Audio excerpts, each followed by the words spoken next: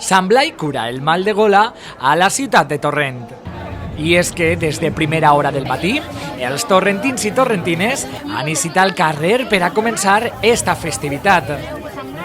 Els clavaris i clavarisses de Sant Blai, xiquets entre 3 i 5 anys, s'han congregat a la plaça de l'església des d'on han començat una cercavila fins a la parròquia de Sant Lluís Beltrán per a participar en la missa major.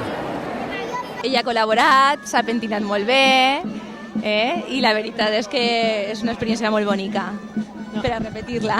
El Porrat i la Fira, instal·lats als voltants del carrer de Ramon i Cajal, han sigut visitats per milers de visitants que arriben a Torrent des de tots els racons de la comarca per a venerar el sant.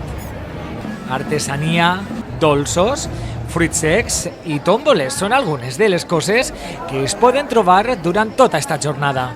Així no ens falta de res, tenim ambient, tenim bon menjar, tenim diversió, tenim les clavaries i les clavarissetes de Sant Blai, que són els que garanteixen que la festa es pugui celebrar. Però a més, aquesta és una tradició que té més de 300 anys, però que a més, per a Torrent és important poder seguir celebrant-la.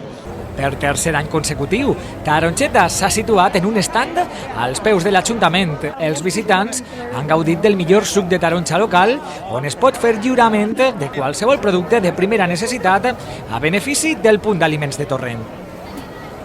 La festa en honor a Sant Blai culmina amb una processó a les 5:30 de la vesprada, després de la qual es recitarà els vers i se faran els cants al goig d'este sant de la nostra ciutat de Torrent.